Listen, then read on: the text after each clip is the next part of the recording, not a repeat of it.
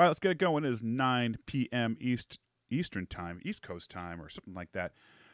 Thank you all for joining us. This is U.S. Rugby Happy Hour Live. Again, thank you so much for tuning in. As this show kicks in, we'll get a few guests here, or a few guests, you listeners in the space listening in. Just to recap, also, if you've never been on this show or listened to the show before, Happy Hour Live brings you interviews with some of the biggest names in the U.S. rugby scene. And in an effort not to disappoint, we don't just have one guest, not two. We have three guests tonight.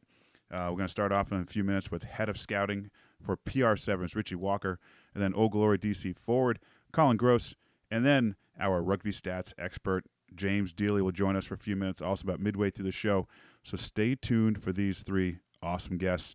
If you are listening live on Facebook, YouTube, or LinkedIn, you can leave comments or questions in those chats, or join us over here in the Twitter Spaces mobile app. That's just on the Twitter app. Follow link on Eagles Overseas or Rugby Morning 2 of the show. If you join us there on the mobile app, you can ask live questions of our guests as well. Also, if you're not already following us, please do so at Eagles Overseas and Rugby Morning to get updates on future shows and news about USA Rugby, Major League Rugby, Sevens, and much more. I am Bill Baker of Eagles Overseas, and with me, as always, is Rugby Morning's John Fitzpatrick. Hey, Fitzy. Hey, Bill. How's it going? Good, man. Welcome back. What happened there? Well, I was watching a video of this guy setting the world record in the Rubik's Cube in 3.13 seconds, and somehow it was I blinked and I missed it, and I got distracted and I didn't click over in time, so I apologize. Did he break it? Well, he broke the record. Yeah. I don't even know how that's physically possible. Mentally too. How's that possible? What the hell am I doing? I can't. I know. I can't wrap my brain around that kind of thing right now. All right. So real quick, fantasy rugby. I'm sorry for you. Yeah. It's gonna be okay. It's not going to be okay, Bill. It's actually not going to be okay. I'm going to need a couple of hours more to mourn. And it's mostly I beat myself. I made some stupid decisions at the end. I always do that. I panic. I should have just stuck with my guns, but I didn't. You know what? But that's okay. Runner up to Maddie. Still fun to do. It is. Yeah, it is. I kind of I don't know. I kind of gave up when I realized I was in the poop bowl or whatever you want to call that. not good. Anyway, you know what we should do? We should get a quick fantasy sevens league going with Premier Sevens. We should. I know we should really. We better hurry up though. We got a first stop and league we're about to talk about. So maybe during our show, the rugby guys, the fantasy ruckers, can get whip something together for us. We'll get that going. Anyway, so Fitzy, I think we need to get into. We got a lot to talk about. Like I said, we have three guests tonight. So let's go to our first guest, head of scouting for Premier Sevens. Let's all welcome Richie Walker. Hey, Richie. Hey guys, thanks for having me. I really appreciate it, and love what you guys do. And you know, you cover all rugby in the US, so yeah, really honoured to be on. Thank you. I think next week we're going to talk about U5 level touch rugby. No, just kidding. Let's go. Great stuff. Let's do it. Well, speaking of all this, it's quite the busy week for you. How are you holding up? Getting any rest at all? Yeah, a little bit. We've had our coaches and players and staff obviously arrive in Austin. And as we know, due to COVID, airlines still haven't recovered. So 50% of our flights have been delayed or rescheduled. But we're slowly managing. Most of the players are in now. We had our second day of training. So our players got to know each other yesterday, and they were starting to gel today. So really good in that space, and our coaches are doing a great job. Hitting the 100-degree mark as far as temperature goes in Austin. So, yeah, we're getting ready. Well, let's back up for a second, just for those people who don't really know your background. Before we jump into this weekend and PR7s, and generally speaking, just I'm going to list a couple of things. Former USA Women's National Team head coach, coached in 2 Olympic Games. Former Seattle Seawolves head coach, leading them to the 2019 MLR Shield. Former Auckland Storm head coach, making the playoffs 2 straight seasons, quite successful in these leagues, and now head of scouting for Premier Sevens. You have a ton of experience coaching both men's and women's rugby on multiple continents. What was it about PR7s that attracted you to accept this role, and was it a hard sell by Mike Tolkien? No, in our previous low, Mike Tolkien, he was coaching the USA men's 15s team when I was coaching the USA women's 7s. And then, obviously, when I was coaching the Seawolves in MLR, he was coaching New York. So, we played against each other. We've had a good friendship. He reached out to me after we come back after the Japan Olympics. So we had a good conversation around that space, and then just seeing what I was doing. But as far as coaching goes, like you said, listed off all those things.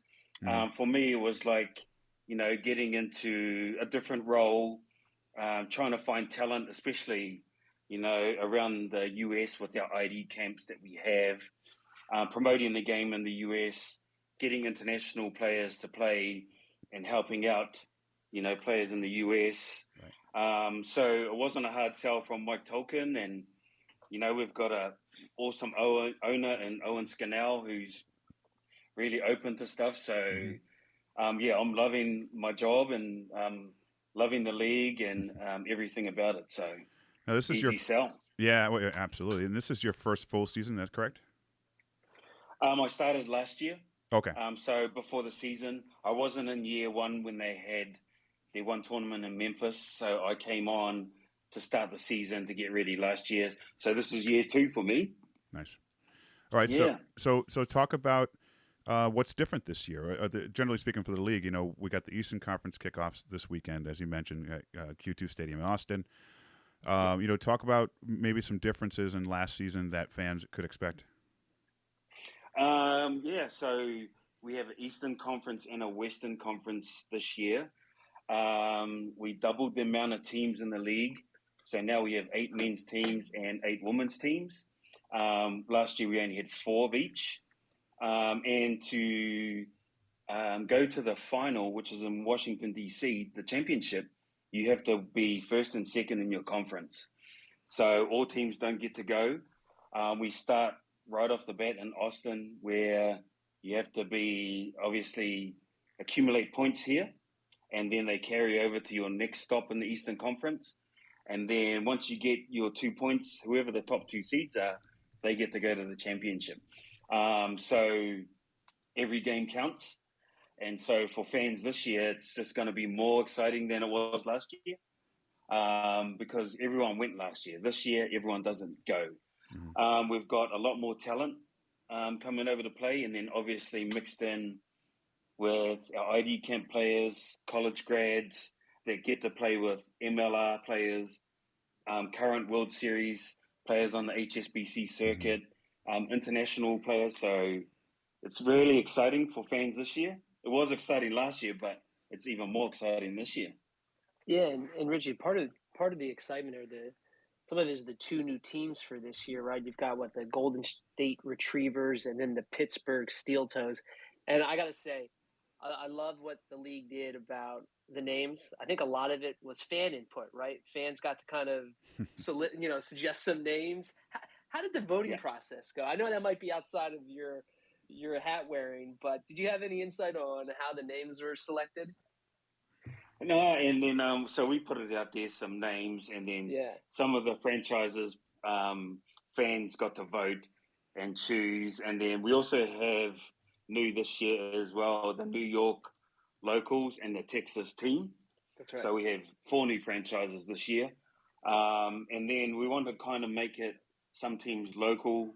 So like Austin fans get to, cheer for the team, which is the local Austin team. So we made it around that. And then obviously our owner is, great at coming up with these names. So some of it was fan-based. And so we're excited about that because we'd love to hear from our fans. And as we all know, and no matter where it is in the world, the fans make the rugby. So having them involved was massive and, really getting their input so they kind of feel part of it as well. So we were excited around that space as well too. Yeah, absolutely. And you mentioned splitting things up, right? So you've got the Eastern Conference kickoff this weekend, and then next weekend, the Western Conference kickoff in Minneapolis. Talk to us a little bit more about what fans can expect at this weekend's event in terms of, outside of the rugby, right?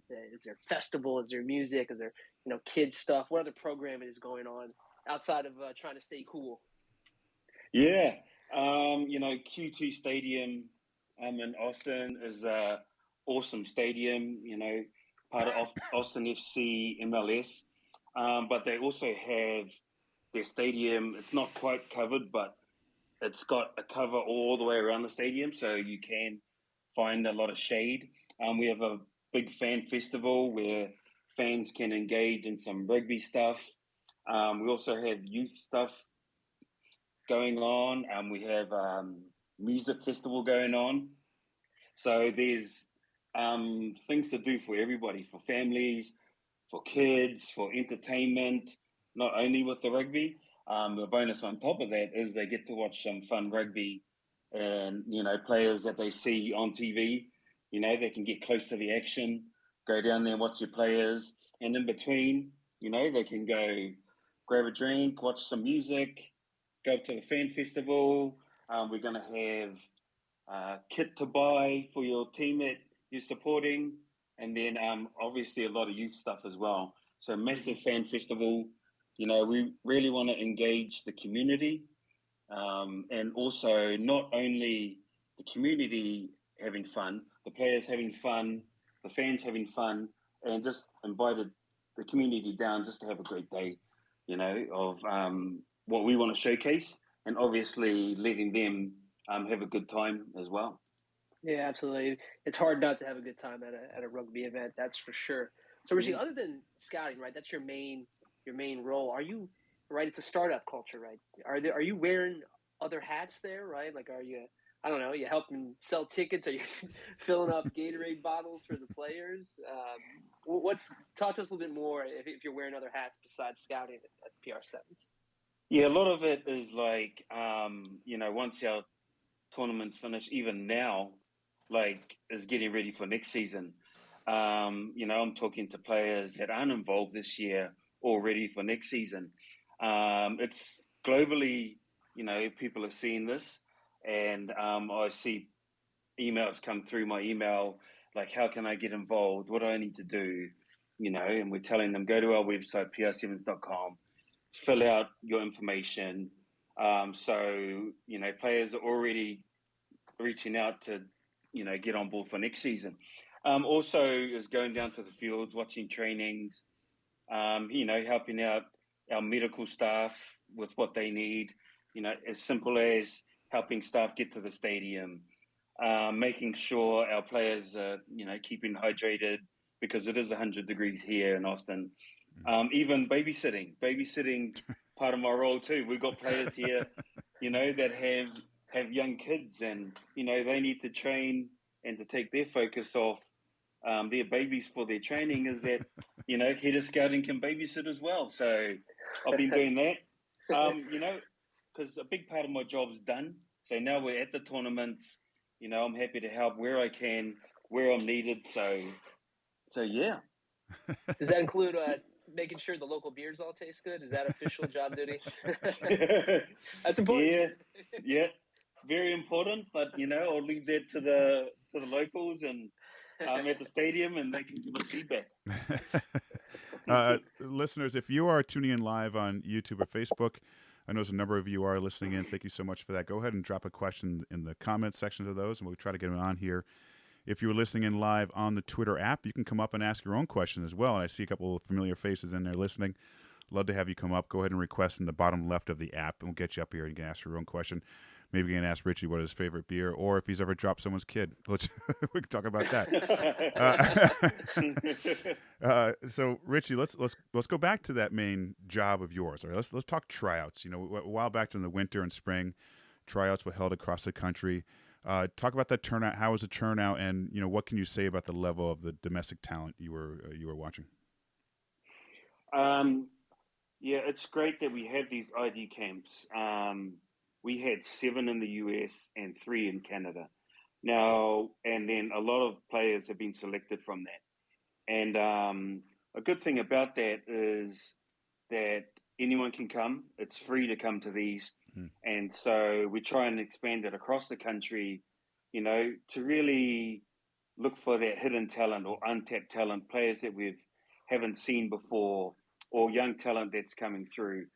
It is hard. This is a big country, and to USA coaches, they do a great job of trying to find talent, but they can't get everywhere.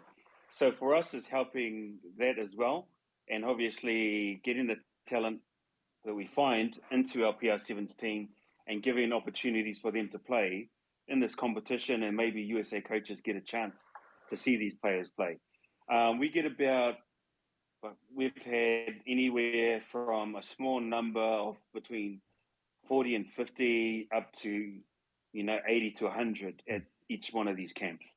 And there's a lot of talent. And I also think that some of these players, not only for PR7s, could be great for our 15s program as well. And, World Cup's coming 30, 31 and 33. Yeah.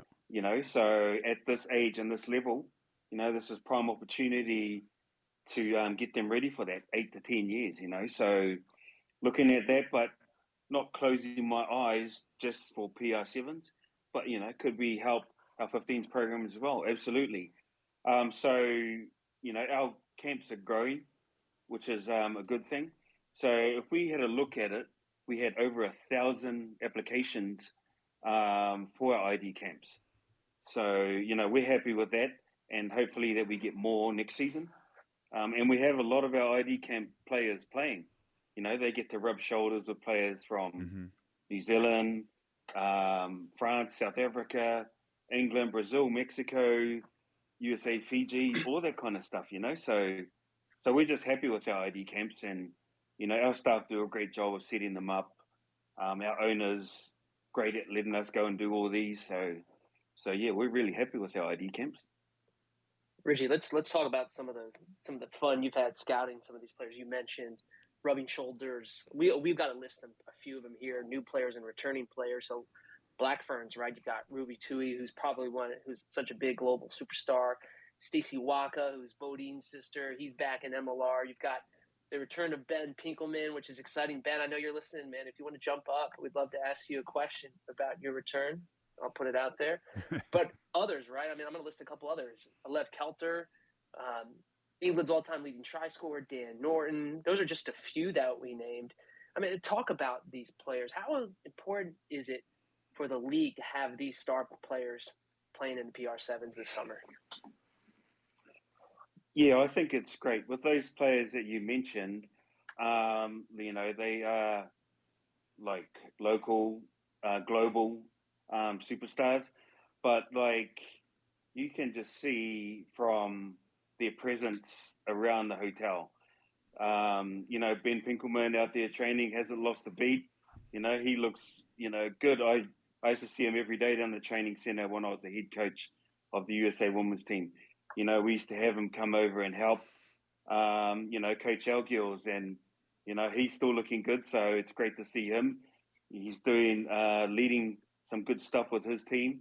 Obviously, we're going to have Dan Norton next week, highest try scorer on the World Series, people like that, Ruby Tui, Stacey Walker, but even our local girls, Alev Kelter, keen to jump in and have a run.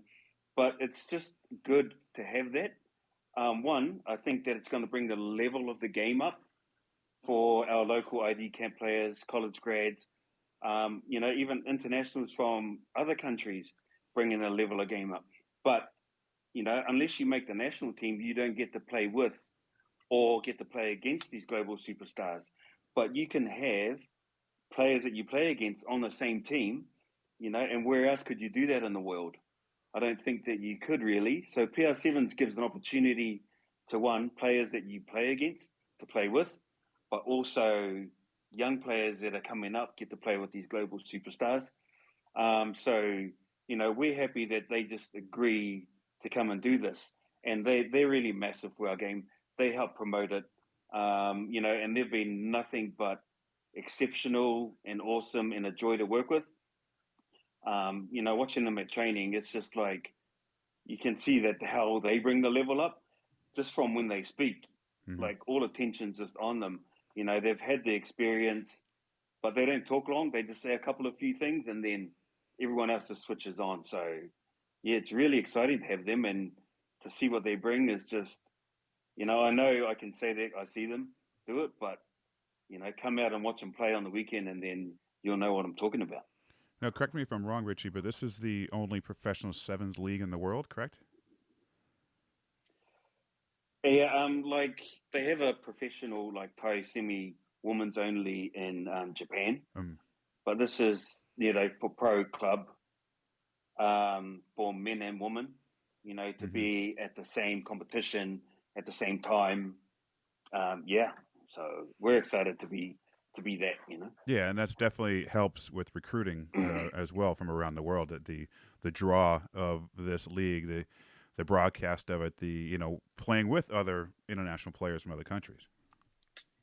Yeah, and that's just great. And then since we've had that announcements of those international players, that's where we're getting players, you know, really reaching out to sign up for our camps next year.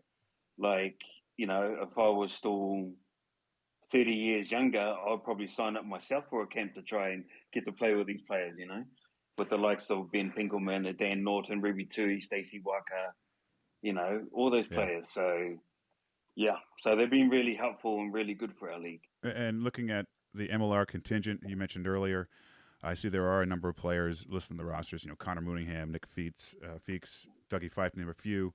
I'm assuming they won't be available this weekend, but when do you expect them to start trickling in? Maybe, obviously, when their season's over? Yeah, so hopefully when their season's over, you know, round one for East is this weekend, round two is next week. Round one for the West is next week. But round two for each conference is after the MLR. So we are hoping that we get them, you know, for round two of East and West, which would be well after MLR is completely finished. Mm-hmm. So we hopefully get them then, and then we might get some of the teams that aren't in those playoffs. We're hoping to get maybe some of those players earlier. We just don't know. We're working with the MLR to try and make that happen. So hopefully you get to see some of those players soon, and like we're excited to have those players.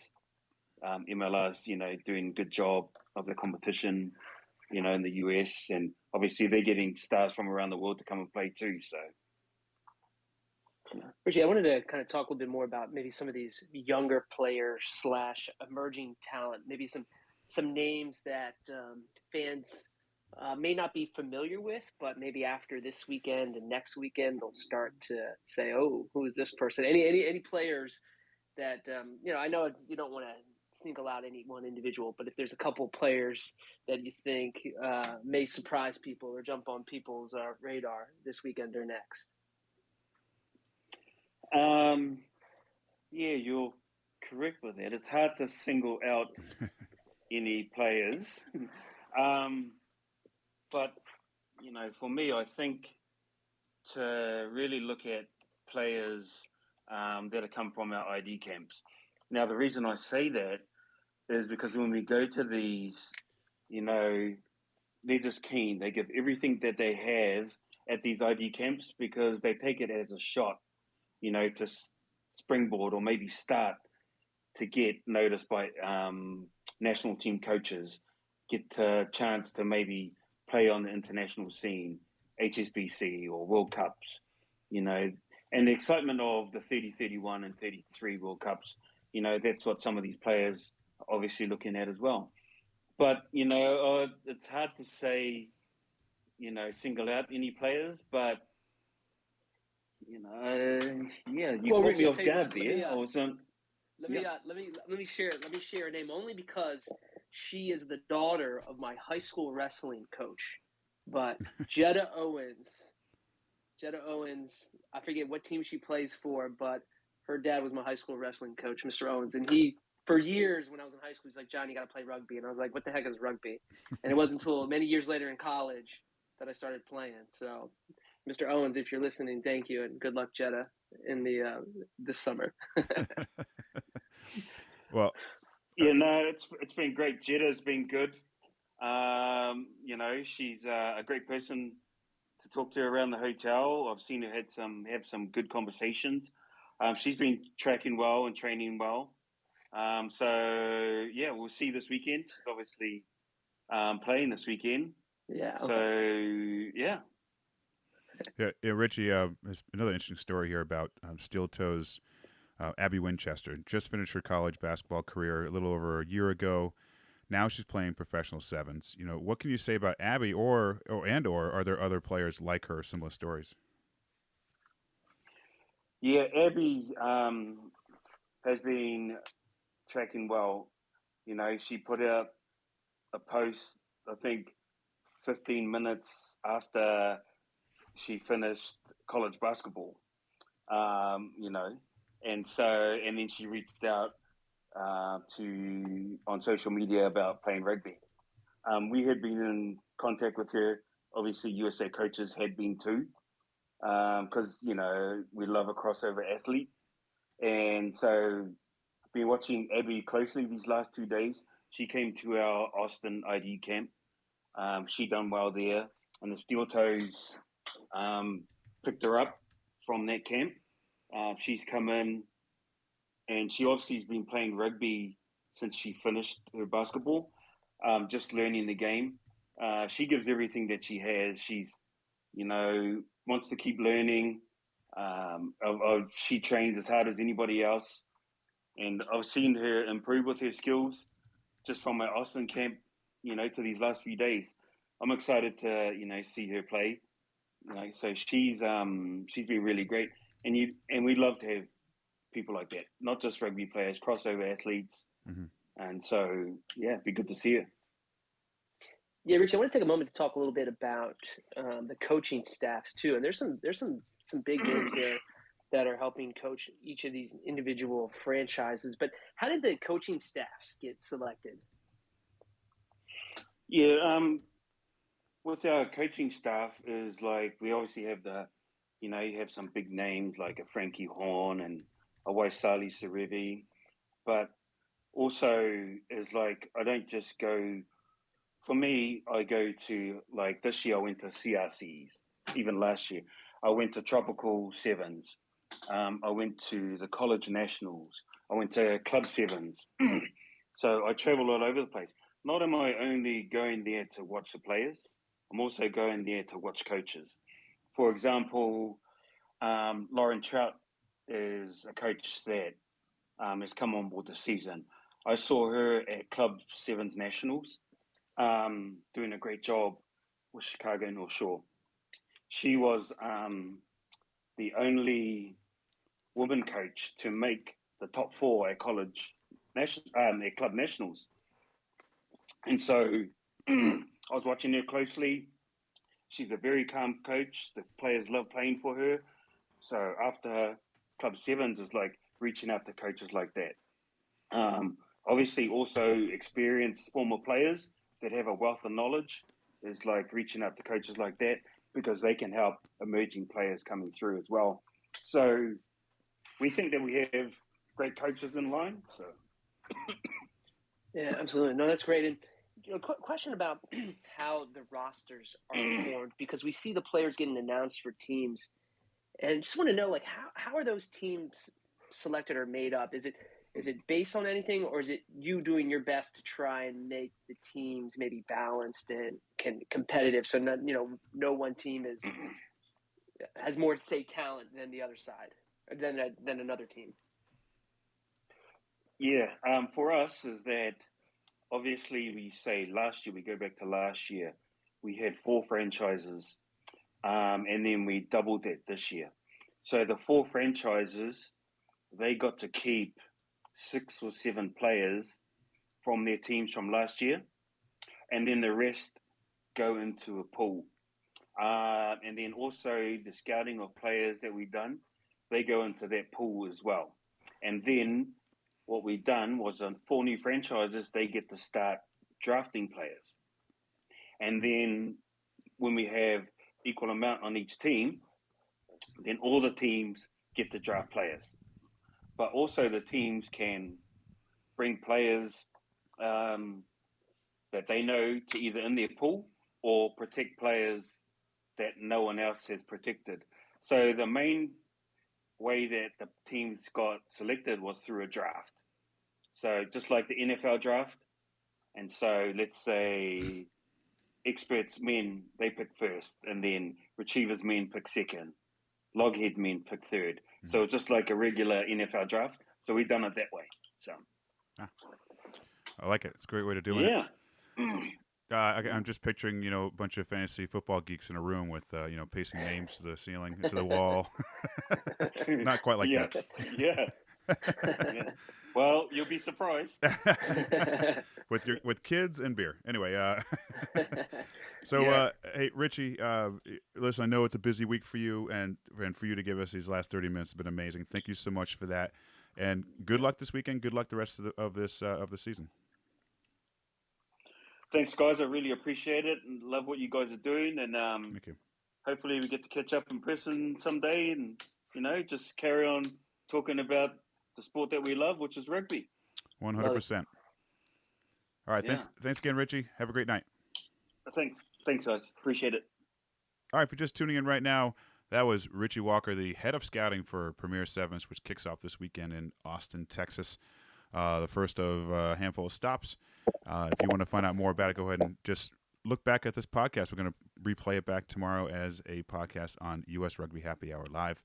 And with that said, let's jump into our next guest. He's here just for a few minutes. It's our official/unofficial stats guy, James Deeley. James, you there? Hi, Bill. How you doing? Good, man. We've actually never spoken in person, so do you go by Jim? I see Deeley as your part of your social media handles. Do I have it right? Yeah, no, James is fine. You're right. I know we were both part of the MLR fantasy this season, and we've talked to each other maybe as a group or in a group, but never directly. Yeah, you're right. All right, so we haven't had time really to talk much about what we're doing. Right, we did a little bit about stats, but we love the stuff you post on Twitter, Instagram, everywhere else, but MLR, whatever stats you have. So let's jump right into it. We just got done talking PR7s and 7s. What do you have for us? Sure. So I'm this year with PR7s kicking off in the next few weeks. I've tried to kind of create something that highlights both leagues. So I'm working on a post right now about MLR players that have, PR7s players for 2023 that have played in MLR, whether that's this season or whether that's past seasons from 2018 through to now. So I have put together a post for each of the 8 PR7s franchises. Now, unfortunately, of course, this will be only applicable to the men's side because MLR does not have a women's league. We can dream, but not yet. And so there is a total of 44 players on PR7's rosters this year that have appeared in Major League Rugby. 16 of those appeared in 2023. So, about a third-ish, maybe a bit under, of the MLR players, or of players who have appeared in MLR, are currently active. And the experts, the Rocky Mountain experts, lead that with 9 MLR players, 2 of which are active in Logan Targo and 2022 draft pick Jack Shaw. And the locals lead with 4 active players from 2023, and that's Nick Feeks, Connor Mooneyham, Harley Davidson, and Aaron Gray. Some great names there. I love those names, especially Mooneyham, Davidson. Just those names alone make me want to cheer for him. Yeah, it's looking like a pretty strong squad. So right now, so after this weekend, you're going to have a good set of stats for us on how those MLR forward or current MLR players are doing. Yeah, I hope so. Now I've got to update the stats I have for the active MLR players, but I'm hoping to put out my posts of MLR players in PR7s just before each conference. So the Eastern Conference kicks off this weekend. I'm hoping to put out a list of all the MLR players in Eastern Conference PR7s teams Thursday or Friday, and then I'll do the same with the Western Conference the following week, just to kind of drum up some hype each weekend, especially as MLR is getting to the business end now. Well done. Nice.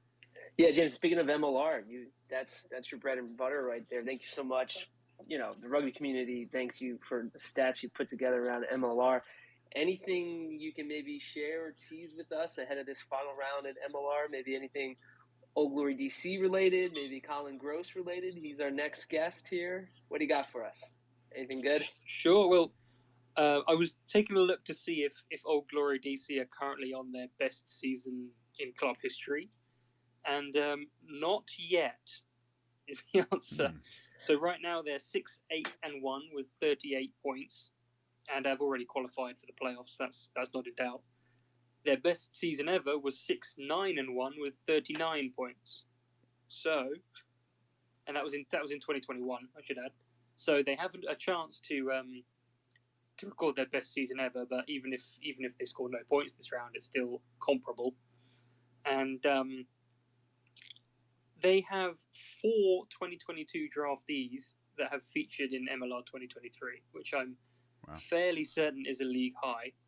I can name them all, James. You want me to name them all, James? Go on then. I got them. Okay. It started with Collin in week 1 against Chicago. Mike Ware just debuted. Callie Martinez, the prop they got out of Canada. And then Koi Nelligan. Did I nail it? You nailed it, yeah. And I was going to say on Koi Nelligan, they didn't even draft him. That's right. San Diego did, and then they traded for him. So they're really, really using these draftees, and Collin it's only him and Sam Gola that have actually appeared in all 15 games for their club this season so far of the 2022 draft class. That's a good stat. Yeah, that's very impressive. All right, hey James, man, this I really appreciate you jumping on here for these few minutes. We're going to jump over to our next guest here in a second here, but do us a favor for listeners right now. How can they follow you on social media? Yeah, no worries. So my Twitter is at Jamdelay, Jamdelay. It's a Twitter space. You can just click on my name if you want. And my Instagram is at MLR Stats, Major League Rugby Stats. And I put both posts on both platforms. Find me on one of those. Excellent. Well done, James. Thanks so much for jumping in tonight. Thank you, guys. Appreciate it. All right, cheers. All right, moving on. Sorry, step back for a second here. We're actually hoping to get James on every so often still, especially when we do MLR shows, which next week we're trying to line up a really nice going into the playoffs MLR show. So hopefully get him back here for that one too.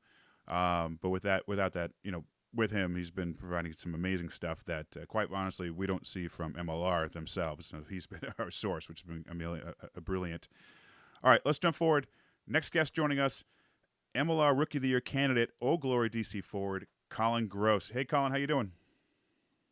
I'm doing great. Thanks for having me on. I appreciate you guys reaching out and bringing me on the show. Of course, and thanks for being patient there. You've been listening in for a while.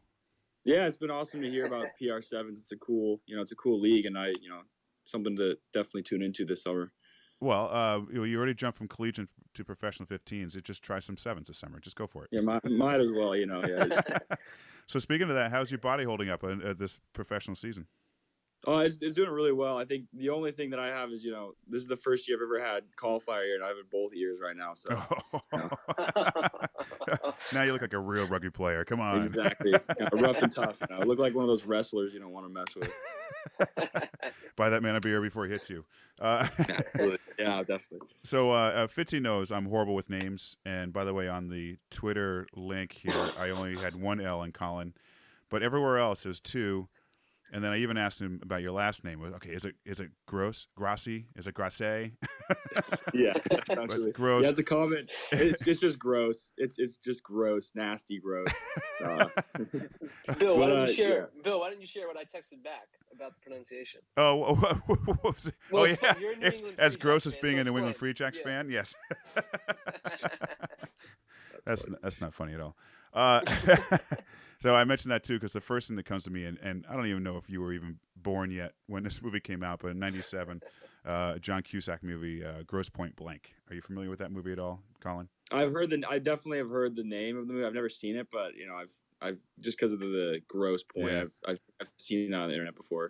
It's I love the movie. It's basically about him going back to his high school reunion, pre-social media, and they all ask what he does. Well, he's an assassin, so you can't really tell him all that. Anyway, good stuff. Okay, let's jump into Old Glory, Collin. This being your first season in MLR and with Old Glory, talk about how important it is for the team and really its fan base to make its first playoff appearance in franchise history. Oh, I mean, it's incredibly important.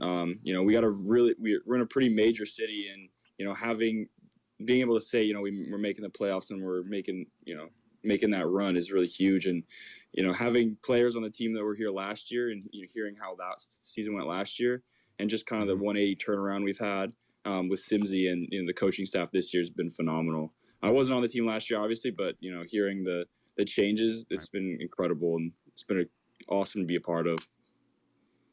Yeah, Collin, you close out the regular season this weekend at home against Atlanta. Yes, sir. What's the team's approach, knowing you've already got your playoff spot secured? Is it any different than, say, how you prepare for any other regular season match?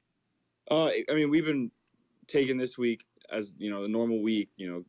How coach kind of came about this week is that he doesn't want us to stumble into the playoffs. We want to come into the playoffs with that immense confidence, beating a team in our conference, going out on a high note into the playoffs. So that's kind of how we've been going about this week. Yeah, because right, everyone knows that, fans know that Old Glory's first round opponent will be the New York Ironworkers. Absolutely. Either home or away. That'll be figured out here in round 18. But how do you maintain focus on Atlanta, and it be natural to kind of peer over the horizon and say, hey guys, we got this big match against New York the following weekend. How do you maintain focus on Atlanta and not think about New York? I mean, I think so. A lot of the motivation for this week is last time we lost them by 8 points, and we played pretty poorly against Atlanta last time.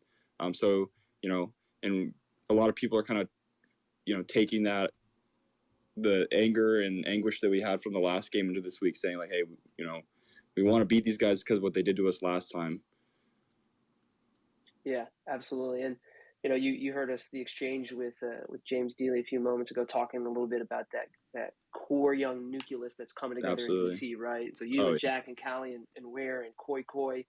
How important was that nucleus to kind of get on the field against Houston in round 17? Oh, it was immense. I mean, it really shows and brings some legitimacy to, college rugby. But, in terms of Old Glory, like, we got a lot of young guys who were fighting for spots every week. And, coach giving these guys the go against a really good and another playoff-bound team, I think it shows that coach has a lot of confidence in the depth of our team, but also that the organization as a whole has a big stake in the young players, young American or young college-grown players, getting playing time and developing and, taking that next step into filling the shoes of guys that might be leaving. Yeah, absolutely. And speaking of Koi, you guys were college teammates at West Point. Absolutely. First time that you guys got to step on the same field in a regular season match together. Did you guys share like a fist bump or anything during the game? Oh, yeah, absolutely. I mean, like before the game, we were like talking about it. It's also funny because that field is the last game we played together in college when we for Army, and then that's the first game we played together as professional athletes. So I think it's funny, but yeah, it was definitely a special moment to have both of us on the field, and it definitely it shows a lot about how the quality of college rugby is. And Fitzy just mentioned the young nucleus. We did bring up the Rookie of the Year conversation a little while ago. You and Dallas Jackals lock Sam Gola. Is this something that has crossed your mind much this season, or something you've been striving for? I mean, coming into the preseason definitely was not on my mind. I mean, coming into the preseason, I just wanted to, try to get some playing time. I did not expect I'd be getting as much playing time coming into the preseason, but having a pretty good start to the season, and getting pretty good stats. But I played against Sam in college once or twice, and I know how good of a player he is, and he's having such a phenomenal season. And I hope one day to play with him with the Eagles. Suited up together. But yeah, he is a phenomenal player. And I talked to him after we played Dallas, and he's a really good dude. He definitely represents that club well. And listeners, those of you who are listening in live on YouTube or Facebook, thank you so much for tuning in there. If you'd like to ask a question of our guest, of Collin, I forgot where it was for a second there. If you'd like to ask a question, go ahead. You can drop it in the chats and comments of those questions. Or if you're live here on the Twitter app, you can go ahead and ask a question yourself. It's a great access for you to have. You can just request in the bottom left of the app. We'll get you up here as soon as possible to ask that question. Okay, let's talk about the veteran players, Collin.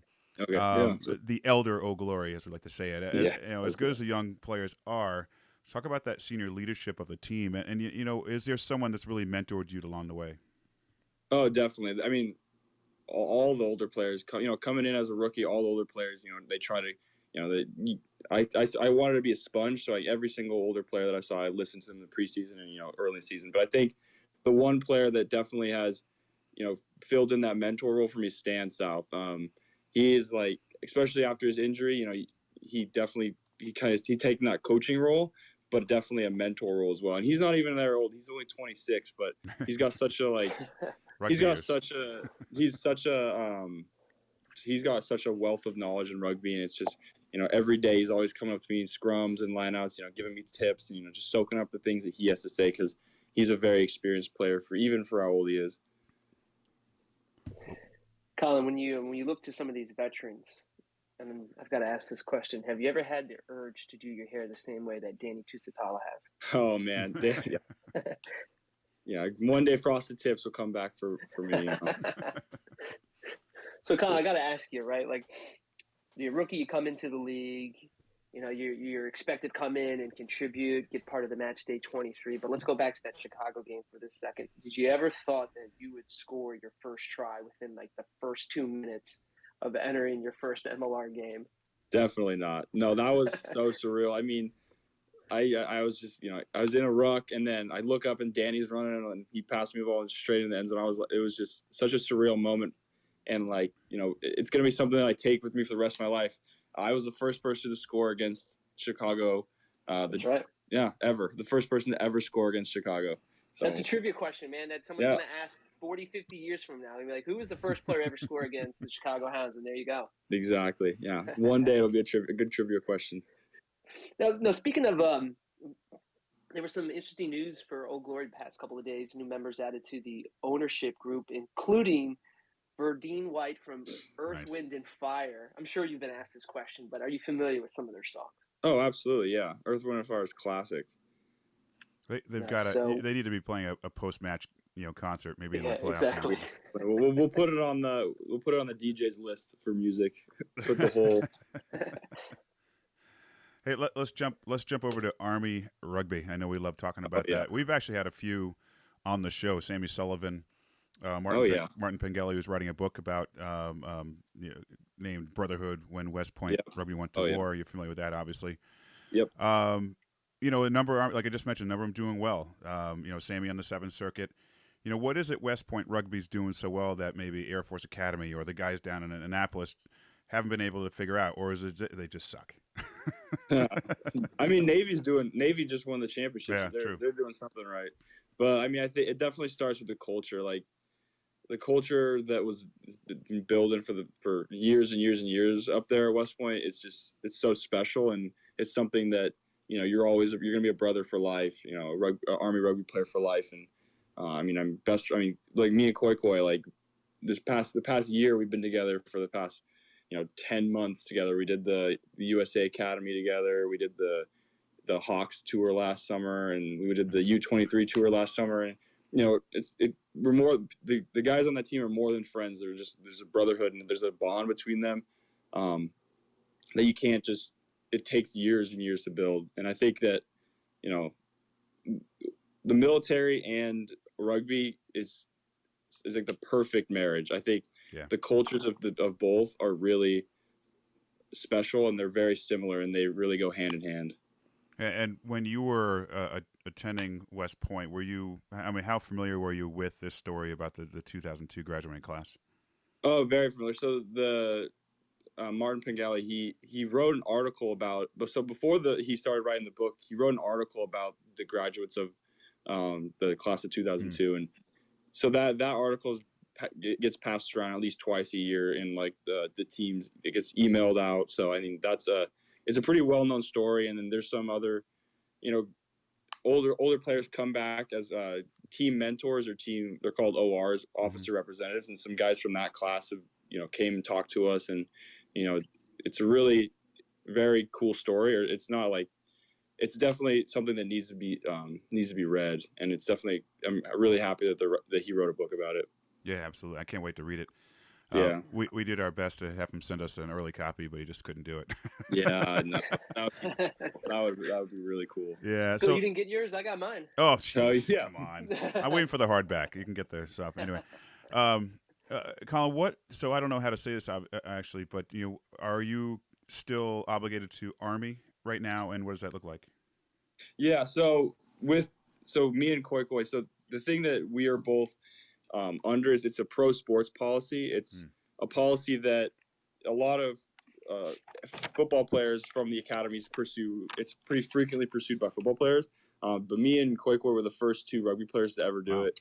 So how it works is basically we had to put up this packet of recommendations from our coaches, from officers, people at West Point that would recommend that we had what it took to play professional sports, and would be good representations of the Army.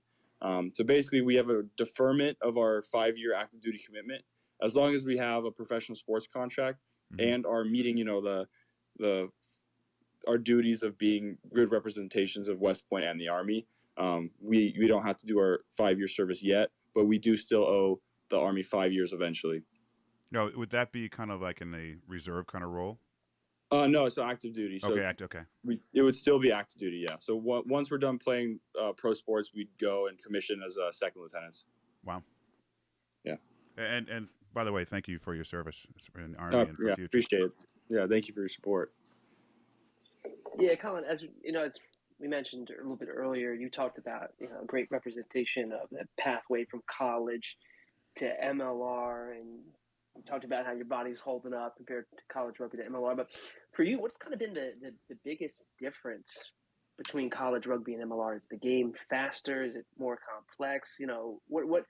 What have been your impressions so far of maybe just the jump from one level to the next?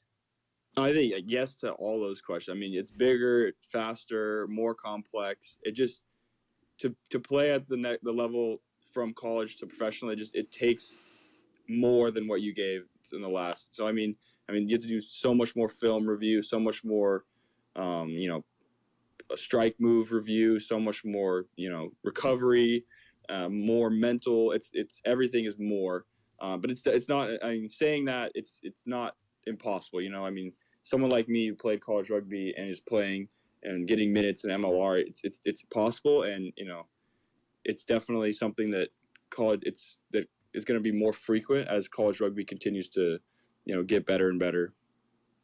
All right, let's jump to our first listener of the night. We've got John Trevor. Hey, John. Hey, how's it going? Good, man. Good Thanks to have for you doing back. this, guys. Yeah, of course. Hey, Collin, I just wanted to ask because noticing DC's defense has gotten so much better this year. From I think last year they, DC shipped the most points in the league, and this year, you guys are in the playoffs and it's looking so much better. They say in rugby, every pro rugby player knows how to tackle, but they say defense in rugby is a lot about mentality and attitude. And so I was with Coach Sims coming in, does he have a new structure? And I mean, not asking to give away your team secrets, but is it about his structure, or is it also just kind of him bringing a different mentality and attitude to you guys that has helped improve your defense so much? Yeah, I mean that's a great question. So Simsy's definitely brought in a great mentality, but with the defense is of our team is led by Callum Gibbons. So this year he's taken the role as a defensive coach. And if you've watched any MLR rugby or Old Glory rugby versus other teams' defense, you know that Old Glory, we don't do the shoot up, the fire defense where you just run up as fast as you can. We do a more connected defense. So the principles of our defense is more connecting with the man inside of you and outside of you, and we shift off, and we don't let we kind of let the defense come to us. You know, we don't like shoot up and take their space, but it's a lot more connected, and it allows for more, you know, turnover, you know, getting poaches, getting jackals over the ball. Yeah, no, I like that because playing with just a ton of line speed, it's kind of like high risk, high reward. Absolutely, yeah, absolutely. Yeah, no, that and you guys do have a lot of good like jacklers and Fanana Schultz and Jones and stuff like that. So yeah, Jamla's a phenomenal player. I guess too with like the way you guys have so many good attacking players. I guess relying on turnovers is good for your counterattacking game. I'm assuming too. So yeah, we do have a pretty good counterattack off of turnovers and kicks. That's definitely one of our bright spots of our team. For sure. Awesome. Well, thanks, man. Yeah, thanks for the question. Appreciate it. Of course. Yeah, thanks, John. Yeah, we brought John up just to make you feel better about yourself. All those awesome comments.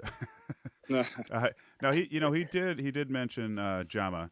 Yeah, and I bring that up also because you were recently named to the 2023 USA Men's Pool. You know, obviously he's been on it, as a couple other players on the team as well. But for you personally, how does it feel to be recognized and being given this chance to possibly put on that USA jersey at the senior level? Oh, I mean, it's phenomenal, especially as a American rugby player, raised in America, played college rugby, you know, represented the Army in West Point. It's amazing. But I mean, it's just such an honor being even named in that player pool. There's such amazing players in that player pool. You know, playing against them and playing with some of them, you know, it's an amazing honor to be even named in that player pool. But yeah, it's definitely surreal this year. You know, my first year in the MLR and already, you know, being in that player pool. But it's definitely, you know, something to work for still.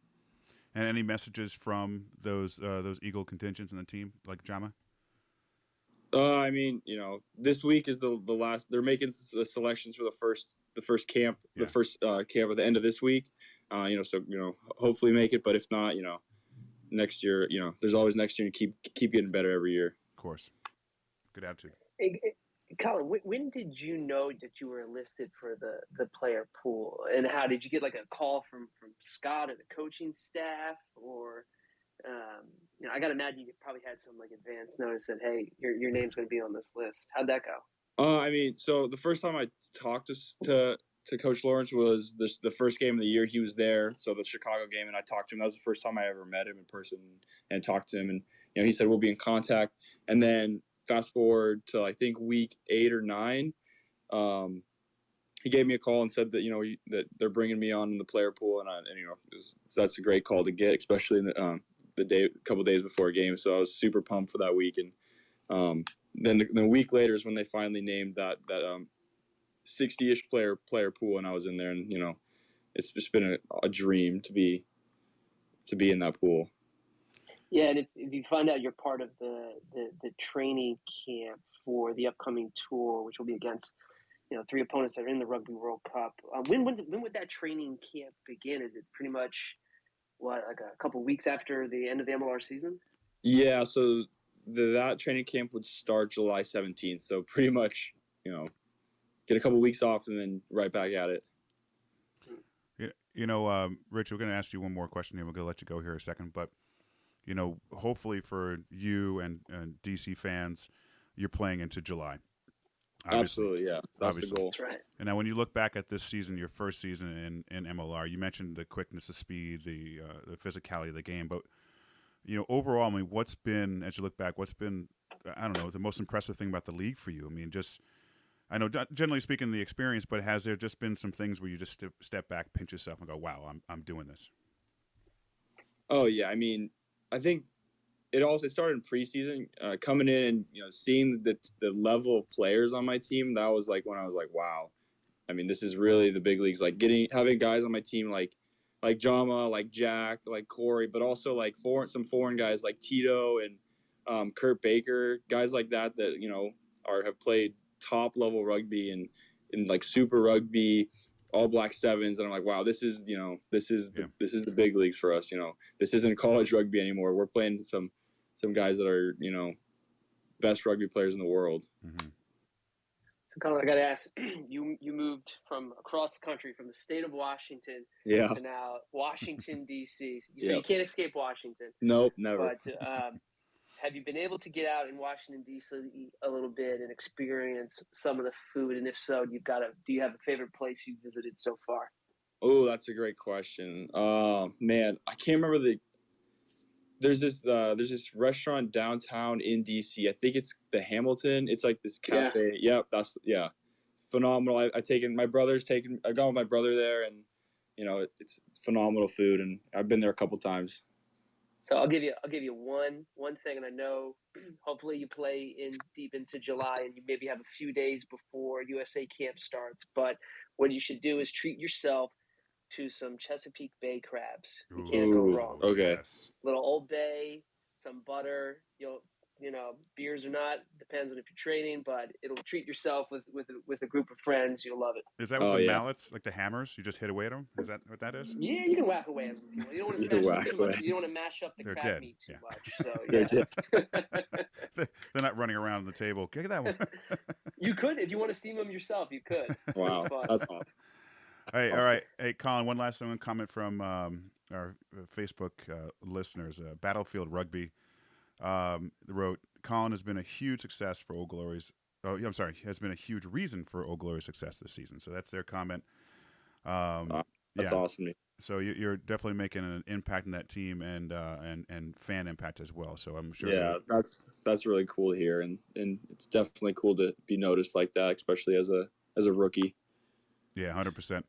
Collin Grosse or Grossi or Grosse. Yeah, it's just absolutely. It's French, Grosse. Grosse, yes. Dude, thank you so much for joining us. It's been a blast. Awesome. Yeah, thank you guys for having me on. I appreciate it a lot. Yeah, and again, good luck this weekend. Good luck in the playoffs. Yes, sir. Go Army. Go Army. Good night. All right, listeners, thank you so much for tuning in. Fitzy, that was a lot of stuff we just covered over the past hour. 3 different guests. I don't even know if we need to recap that. There was so much stuff. Yeah, we literally covered everything you would want to cover in rugby in the U.S. this weekend in an hour. We even briefly talked about U6 touch rugby too. That's amazing. Yeah, you know what? I think that's good. I don't think us talking about what happened is going to help anything. I think that was a great show. Bill, the only thing we didn't mention was your rugby experience, so you got to just mention it just so we can keep that record going. That'll be on the after show pod, so check that one out later. It's going to go on. It will be a 3.5 hour talk, just myself talking about my career. All right, guys, listeners, thank you so much for tuning in on YouTube, Facebook, LinkedIn, and here live on the Twitter app on US Rugby Happy Hour Live. It's been a blast. Thank you for tuning in.